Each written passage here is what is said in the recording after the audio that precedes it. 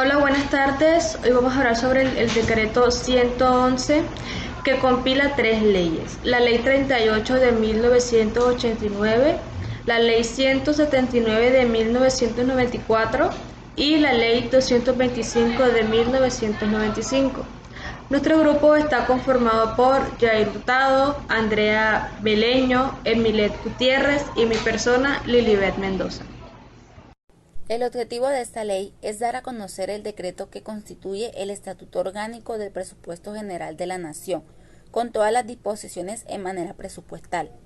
Definición. El presupuesto público es un instrumento fundamental de la política económica que resume las fuentes y usos del gasto público, es decir, de dónde se obtiene el dinero y en qué se gasta, de tal manera que tanto la estructura tributaria como la composición del gasto se revelan en el presupuesto. Aunque este tiene un fuerte componente inercial, las prioridades, planes y decisiones del gobierno de cualquier país se deben materializar en el presupuesto. Capítulo 1 del sistema presupuestal. Está constituido por un plan financiero, por un plan operativo anual de inversiones y por el presupuesto anual de la nación. El primero es el plan financiero, que es un instrumento de planificación y gestión financiera del sector público, que tiene como base las operaciones efectivas de las entidades cuyo efecto cambiario, monetario y fiscal sea de tal magnitud que amerite incluirlas en el plan. Tomará en consideración las previsiones de ingresos, gastos, déficit y financiación compatibles con el programa anual de caja y las políticas cambiarias y monetarias. Segundo, el Plan Operativo Anual de Inversiones. Señalará los proyectos de inversión clasificados por sectores, órganos y programas. Este plan guardará concordancia con el Plan Nacional de Inversiones. El Departamento Nacional de Planeación preparará un informe regional y departamental del presupuesto de inversión para discusión en las comisiones económicas de Senado y Cámara de Representantes. Tercero, la Ley Anual sobre el Presupuesto General de la Nación es el instrumento para el cumplimiento de los planes y programas de desarrollo económico y social. El Presupuesto General de la Nación se compone de las siguientes partes. El presupuesto de rentas contendrá la estimación de los ingresos corrientes de la Nación, de las contribuciones parafiscales cuando sean administradas por un órgano que haga parte del presupuesto, de los fondos especiales. Buenas tardes, mi nombre es Jair Hurtado y les voy a hablar del capítulo 2 y el capítulo 3.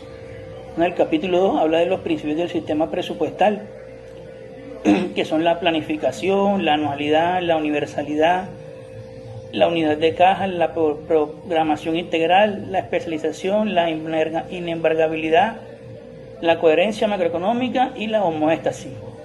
La planeación. El presupuesto general de la Nación deberá guardar concordancia con los contenidos del Plan Nacional de Desarrollo, del Plan Nacional de Inversiones, del Plan Financiero y del Plan Operativo Anual de Inversiones. La anualidad. El año fiscal comienza el 1 de enero y termina el 31 de diciembre de cada año. Después del 31 de diciembre no podrán asumirse compromisos con cargo a las apropiaciones del año fiscal que se cierra en esta fecha y los saldos de apropiación no afectados por compromisos caducarán sin excepción. La universalidad. El presupuesto contendrá la totalidad de los gastos públicos que se espere realizar durante la vigencia fiscal respectiva. En consecuencia, ninguna autoridad podrá efectuar gastos públicos, erogaciones con cargo al Tesoro o transferir crédito alguno que no figure en el presupuesto. La unidad de caja. Con el recaudo de todas las rentas y recursos, el capital se atenderá el pago oportuno de las apropiaciones autorizadas en el presupuesto general de la Nación. Nos podemos pasar al capítulo 3, que habla del CONFIS, que es el CONFI. El CONFI es el Consejo Superior de Política Fiscal. El CONFI estará adscrito al Ministerio de Hacienda y Crédito Público. Será el rector de la política fiscal y coordinará el sistema presupuestal. El CONFI estará integrado por el Ministerio de Hacienda y Crédito Público, quien lo presidirá. El director del Departamento Administrativo de Planeación Nacional, el consejero económico de la Presidencia de la República o quien haga sus veces, los viceministros de Hacienda, los directores generales de Presupuesto Nacional, Crédito Público, Impuestos y Aduana y del Tesoro. Algunas de sus funciones es aprobar, modificar y evaluar el plan financiero del sector público, previa a su presentación al COMPES y ordenar las medidas para su estricto cumplimiento. Analizar y conceptuar sobre las ampliaciones fiscales del Plan Operativo Anual de Inversiones previa presentación al COMPES. Determinar las metas financieras para la elaboración del programa anual mensualizado de caja del sector público. Aprobar y modificar mediante resolución los presupuestos de ingresos y gastos de las empresas industriales y comerciales del Estado y las sociedades de economía mixta con el régimen de aquellas dedicadas a actividades no financieras, previa consulta con el ministerio respectivo. Capítulo 4 de Presupuesto de Rentas y Recursos de Capital. Artículo 27. Los ingresos corrientes se clasificarán en tributarios y no tributarios. Artículo 28. Las rentas de destinación específicas se harán efectivas sobre los ingresos corrientes que correspondan a la nación, después de descontar el situado fiscal y la participación de los municipios en los ingresos corrientes de la nación. Artículo 29. Son contribuciones para fiscales los gravámenes establecidos con carácter obligatorio por la ley que afectan a un determinado y único grupo social y económico y se utilizan para beneficio del propio sector.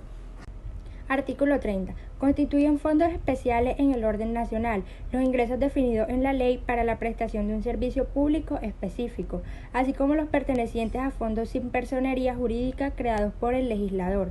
Artículo 31.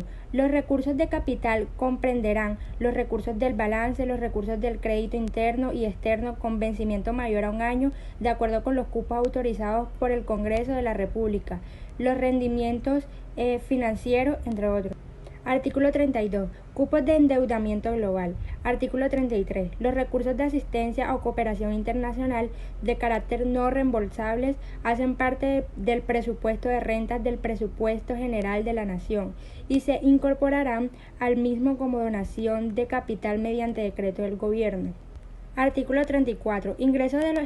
Artículo 34. Ingresos de los establecimientos públicos. En el presupuesto de rentas y recursos de capital se identificarán y clasificarán por separado las rentas y recursos de los establecimientos públicos. Artículo 35. El cómputo de las rentas que deban incluirse en el proyecto de presupuesto general de la Nación tendrá como base el recaudo de cada renglón rentístico. Presupuesto de gasto o ley de apropiaciones. Esta se divide en 3 secciones: gasto de inversión, servicio de la deuda pública y los gastos de funcionamiento. Cada presupuesto de gasto se clasifican en 3 diferentes secciones, las cuales corresponden a la rama legislativa, la rama judicial, la defensoría del pueblo y los establecimientos públicos, entre otras. Servicio de la deuda pública. Los gastos por concepto de la deuda pública, tanto interna como externa, tienen como objetivo atender al cumplimiento de las obligaciones contractuales correspondientes al pago de capital, los intereses, las comisiones, los imprevistos originados en operaciones de crédito público, que incluyen los gastos necesarios para la concepción de los créditos externos realizados conforme a la ley.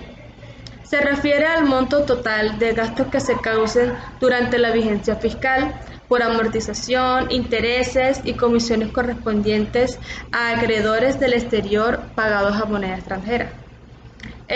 Los servicios de la deuda interna constituye el monto total de pagos que se causen durante vigencia fiscal por amortización, interés en operaciones de crédito público, que incluyen los gastos necesarios para la concepción de los créditos externos realizados conforme a la ley. Se refiere al monto total de gastos que se causen durante la vigencia fiscal por amortización, intereses y comisiones correspondientes a acreedores del exterior pagados a moneda extranjera. Los servicios de la deuda interna constituye el monto total de pagos que se causen durante vigencia fiscal por amortización, intereses, gastos y comisiones correspondientes a acreedores nacionales y que paguen en pesos colombianos. Eso es, más que todo, la ley de apropiaciones.